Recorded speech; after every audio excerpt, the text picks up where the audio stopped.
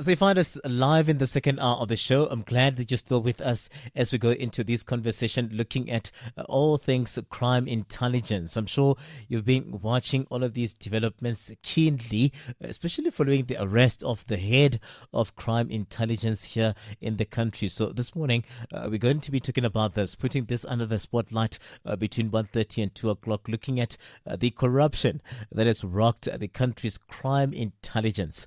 Police crime intelligence boss Dumsani Kumalo, along with five others of this accused, have been granted a 10,000 rand bail each by the courts. We saw them appearing in the High Court. The group facing four charges of corruption and fraud amounting to 1 million rand, including unlawful senior appointments within the police force. So this has been something that has been a cause for concern. We've seen police unions as well calling for a full-scale commission of inquiry into all of these developments that have been taking place within crime intelligence, saying that this then can't just be isolated. They would want these matters to be ventilated. And this morning we're looking at all of these implications, the implications of this on crime fighting in the country.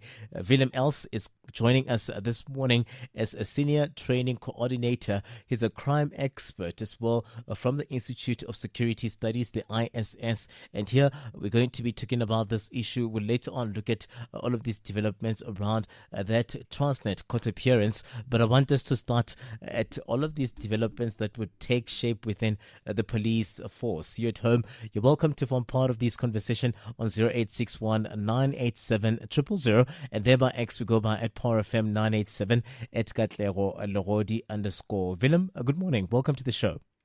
Good morning to you.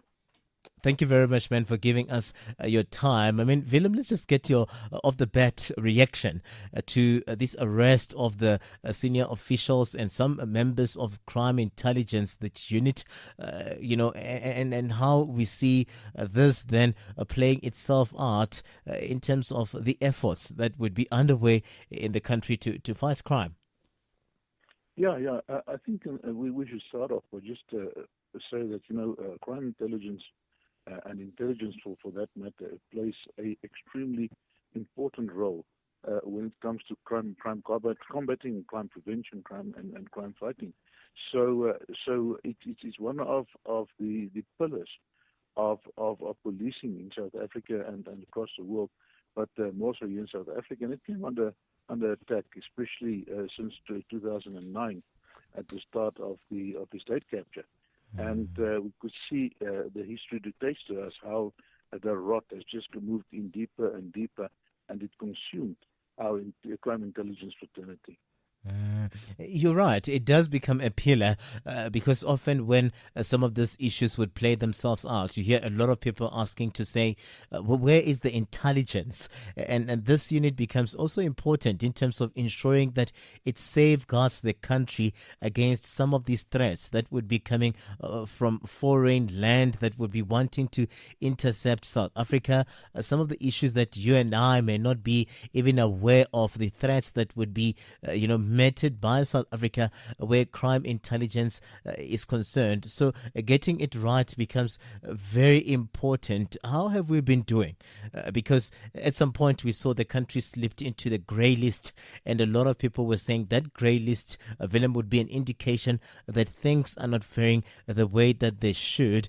Is this something that would be systemic, that would be historic, or this would be foreign elements that would start to play themselves out from the year 2009 as we see this issues coming to play themselves, especially where state capture is concerned? Do we limit it to that, or even back in the years, you could say systemically we haven't gotten it right, the unit around crime intelligence? Yeah, I think we should see that in perspective. I mentioned 2009. That is when Richard Ndluli, the former head of crime intelligence that is currently in prison, when he was actually appointed and placed there by the Zuma government in order to capture your crime intelligence.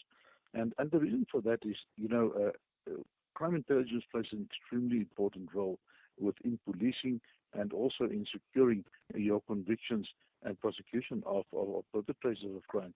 And if you can weaken that structure, you actually pave the way for you and your cronies to actually loot the country and to perpetrate your acts of state capture without with impunity. So that is how it started. And with the problem that you have now, crime intelligence capacity is not developed and built up in a matter of weeks or months. It takes you years to really build up that type of capacity and the structures in place, your networking in place, the informer network, etc., etc. So once you have weakened that and captured it the way that they did, it weakens the whole crime intelligence establishment, and it sets them back by years in order to fulfill their mandate towards the public in terms of intelligence gathering. Now, I always say that decision makers, and that is from your minister of police, from the president actually to the minister of police, to your national commissioner, and then or the command structure, they rely heavily on crime intelligence in order to make decisions, informed decisions, and also to preempt your crime and crime waves, etc., etc. I say that it is like a blind man walking with a stick. If you're a decision maker and you don't have access to reliable and credible intelligence, so that really deprives South Africa of a very, very important pillar that actually serves in the prevention of crime, especially. And we can see that South Africa has been consumed by organized crime ever since. If you look at the organized crime index, South Africa is currently number 3 in Africa when it comes to organized crime and the criminality on the criminality side, and we are now 7 in the world. So that means we've got a long way to fight back. It does then become a problem because it looks like at the center and at the heart of, some of these challenges would be political interference.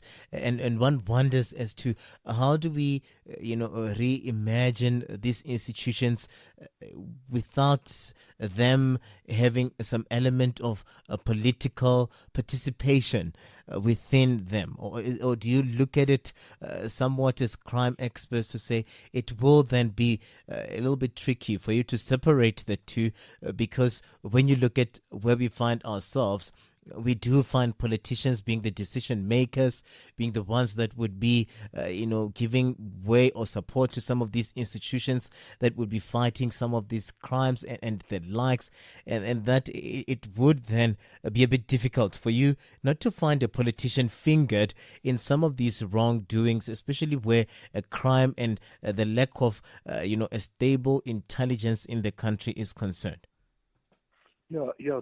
That is always one of your biggest challenges is your political interference, and the scholars normally they refer to it as a lack of political will.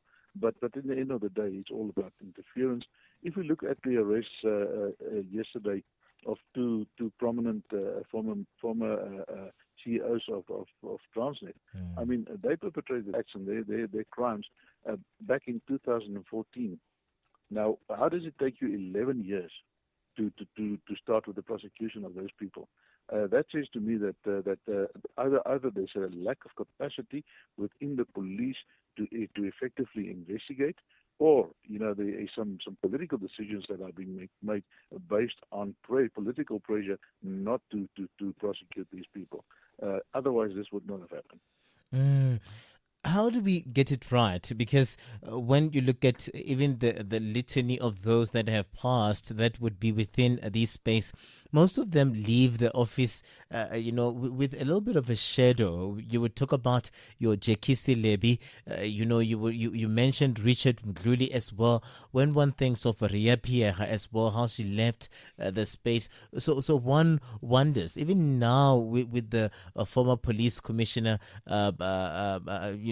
you would hear a lot of people, a lot of people then still talking about some of the gaps that would still exist within this space. Is it a poisoned chalice, that particular space, or you having to deal with this matters that would be complex, involving crime that you at some point would find yourself being a criminal, yourself having not been able to separate yourself from all of these issues that would play themselves out. That space. Why doesn't it have someone that can come back and say, "I have a track record. I had 10 things around." It does look like it becomes a tricky, situation or tricky position that one finds themselves in, especially when you are a senior official within the SAPS.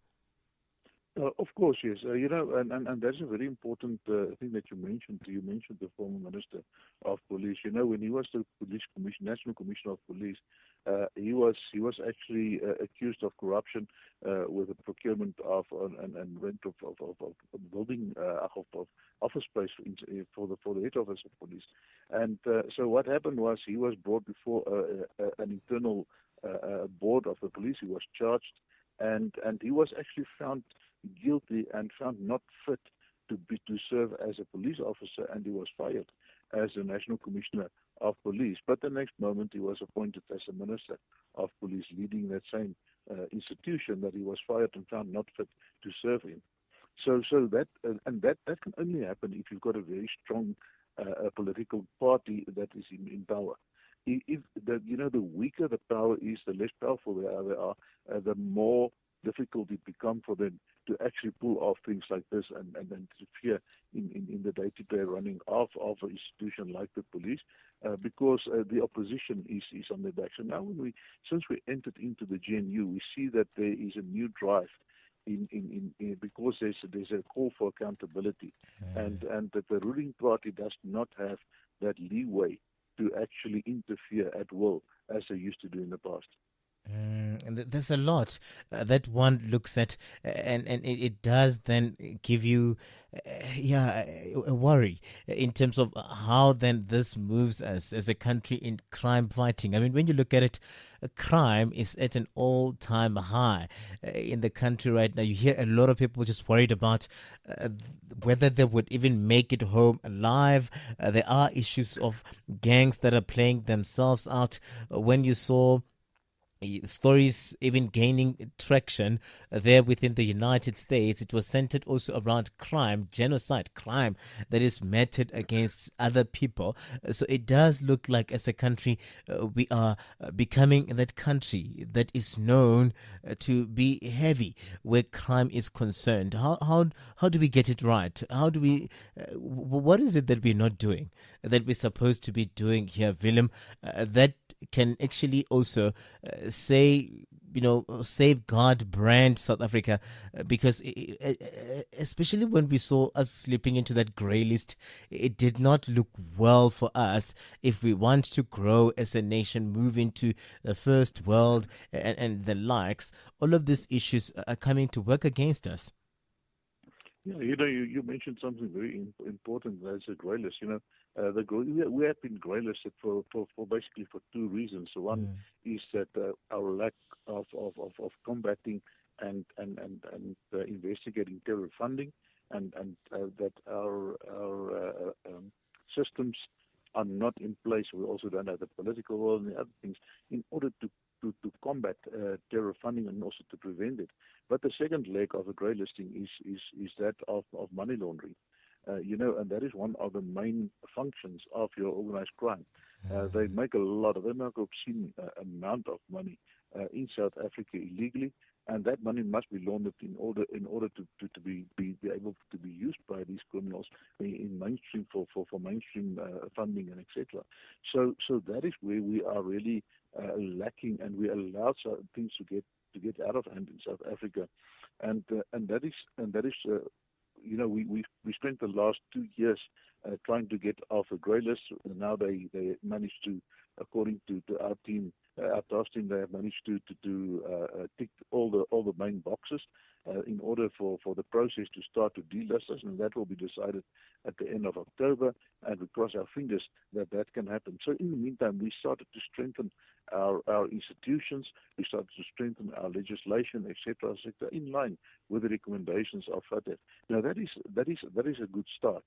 But at the end of the day, you have to fully to follow through, and you have to maintain that capacity and that will, and also you have to demonstrate your willingness and your capacity in order to prosecute and successfully prosecute these type of people. Now we see that we failed in several main cases or major cases to do that, especially, if you think the recent cases in the Free State, that actually where we believe that the police or the Hawks, as well as the National Prosecuting Authority, actually failed South Africa in terms of successfully prosecuting these criminals.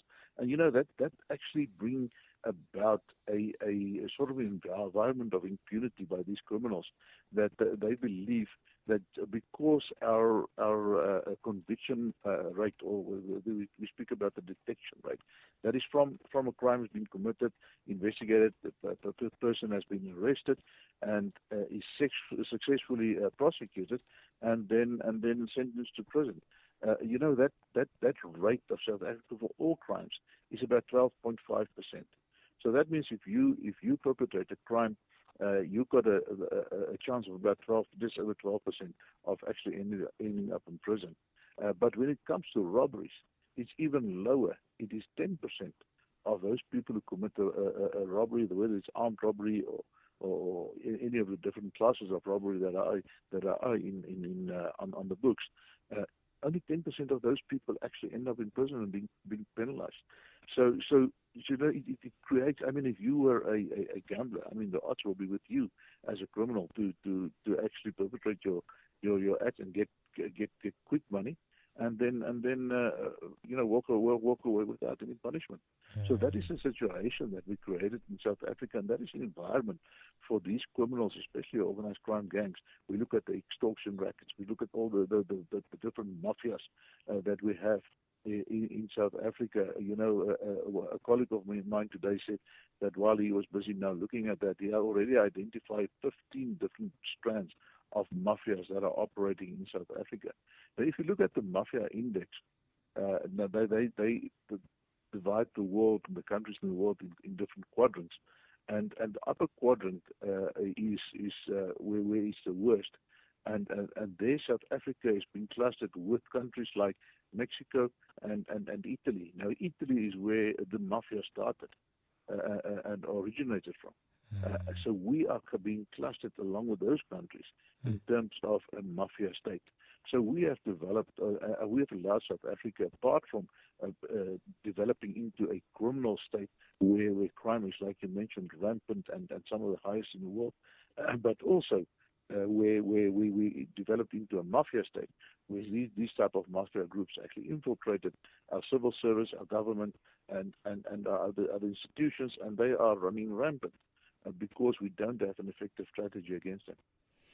Sure. Yeah, no, we worry. We really worry with all of those that you've just mentioned here. But a reminder to our listeners at home that we're speaking to Willem Els, who's joining us this morning as a crime expert from the Institute of Security Studies. We're just looking at the issues of crime, the corruption that would find itself around these spaces.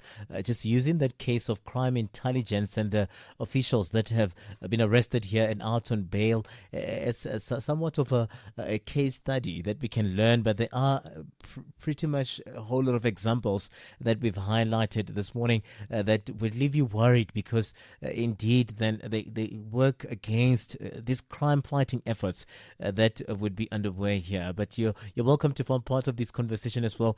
Give us a sense of how you're receiving us on 0861 987 000, thereby X on at Power FM 987, at Katlego Legodi _ Would you say, Willem, that moving that Ministry of State Security into the presidency would have helped here in terms of making things right, boiling things down?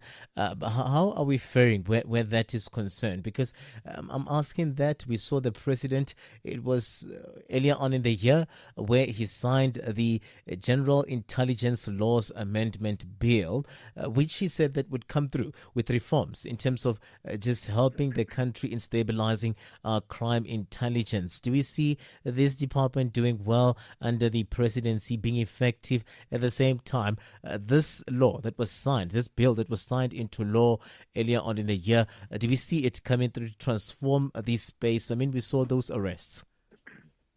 Yeah, you see, the challenge that you have for your intelligence fraternity, once being captured, it was captured very high, very deep, and also that our legislation was found lacking in addressing these challenges. So moving the crime, the intelligence fraternity under the presidency, it's got its pros and its cons, because in the first place now, for once, they were under direct supervision of the presidency, and there was more command and control over them, because they went rogue. If you look at the recent history, we saw that under the Zuma regime, they actually amalgamated the internal and external branches, and also the training. They brought training under them, under one director general, under one sort of a manager. That makes it much easier to capture. And we saw that in terms of this new act, they are also referred to as the GILAT Act. The separations came about again. So now we've got the internal as well as the external leg being governed differently by different directors.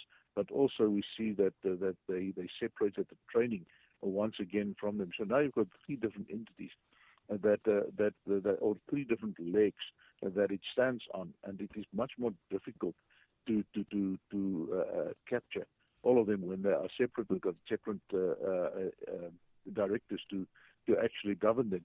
So that is one of the strong positives on that one. We saw that the GILAT Act also, they strengthened the procedures, but your challenge with that is that it also opens the door for abuse from the presidency. So if the president then want to do a state capture, or a future state capture, it is much easier for him if they report directly to him and so on. So those are just your pros and your cons with that. But on the other hand, if you look at your crime intelligence, there should be better oversight. We saw that the state capture happened with the current oversight mechanisms that are in place, and that's your standing committee in Parliament. And despite that, they've still been captured. So all along, we made some recommendations and input, especially when it was faced with the GILAT Act, that we need stronger civilian oversight, and they have to devise a mechanism which strengthened that as well. But it didn't happen. So we still sit with that weakness. And a challenge that we have, and this is the same thing that happened now with the arrest in crime intelligence. The auditing of the slush funds that are being operated by these two entities, the State Security Agency as well as the crime intelligence. The auditing of that is not independent.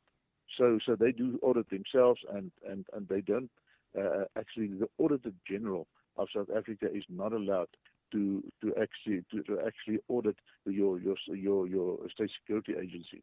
So that makes that opens a lot of doors for corruption and the misuse and the abuse of funding. And that is where it all starts, because it's a lucrative coffer to actually loot, because of the shadowy world that it moves in and the lack of transparency, which should be there because of the type of work that they are doing. But also we see that the counterbalances are not as strong as it should be. We see the NPA in the day that was trying to save face, to say that this could then be the beginning of them pushing to get accountability where state capture is concerned. 4 of the former Transnet executives appearing there, amongst them the former Chief Financial Officer Anuj Singh, accused number 1. We see Brian Molefe as well there, Siyabonga Gama. These would be politicians now, they're members of parliament. but they were very important and pivotal during those days that were mentioned even in the State Capture Commission of Inquiry. Do you get a sense, does this inspire confidence, Willem, that at least we are seeing accountability and people are being hauled to the courts, or you reckon there's still a long way to go? The NPA would have to be watched as well, because they really have not been in the news for the right reasons, especially where these high-profile cases are concerned. Yeah, exactly. You know, the MPA is under severe pressure to start to perform. To some extent, the state capture also extended into the NPA, and that is very concerning. But they came under pressure, like I mentioned, the cases in the Free State, where they really let us down. We see the extradition process of, for instance, the Guptas to South Africa, how that's been botched and still not in process, and they're trying to rectify and to effect that extradition of them again to South Africa. But also, as I mentioned, you know, these people that were arrested, those crimes were committed in 2014, and they've been protected all along. But that's not the only SOE that was abused. I mean, all our SOEs are in trouble. Look at the SAA, for instance. We look at the post office, etc., etc. I mean, the late Dudu Minyeni, she was never prosecuted for her role in SAA. If you look at the Zondo Commission and all the recommendations there, you know, it just adds up and adds up and adds up to. They will have to enhance our intelligence, but also our investigation and prosecuting capacity by about tenfold, just to tackle all these recommendations. And currently the funding is just not there. The resources are not there. But also we sit nowadays with a skills gap within the NPA and also within the Hawks and the police in order to investigate and successfully prosecute. And that is something that needs to be addressed as a matter of urgency. Out of time, Willem, but I wanted to wrap it up by just getting a take on what we see the police unions calling for here, being a commission of inquiry into, crime intelligence, into that office altogether, to say that maybe the rot is even far wider and far reaching than what we could have imagined here. I mean, a lot of people were even still shocked now by the arrest of the head of the police crime intelligence, Dumsani Khumalo. Would you reckon that this would be a worthwhile exercise, looking into all of these and zooming more into developments within this unit? I think this is the ideal opportunity for the Minister of Police and the President to really intervene and to let the law take its route and at the end of the day to get down to the root of what is happening here, why we have our trouble, and also to actually flush out those people, especially in top management, etc., that are being compromised and that have not been held accountable in recent years, in order to bring them to us. Because at the end of the day, there's a saying that says that the fish rots from the head.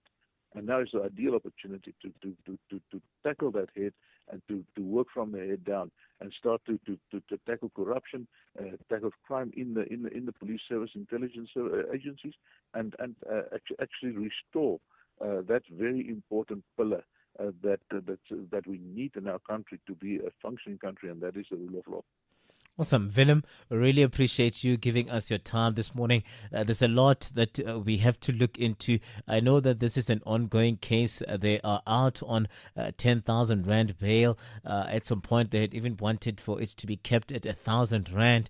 So one wonders how this one is going to fare out. But you worry when you hear that you'd see even positions being dished out here, people being catapulted to being brigadiers. This becomes something that becomes a cause for concern. But I'm hoping that, as we said, we will see the GLAB coming through to help us here, the separation of these entities coming through to help us here, but also we become decisive about ensuring that we root out these political interference, because if history is anything to go by, this has led us to where we find ourselves here today with a weakened state intelligence. Willem, thank you very much, man, for giving us your time. Really appreciate it. You're welcome. Awesome. Willem Els coming through here as a crime expert from the Institute of Security Studies. He's also a senior training coordinator there, helping us make sense of all of these developments around crime intelligence. But corruption,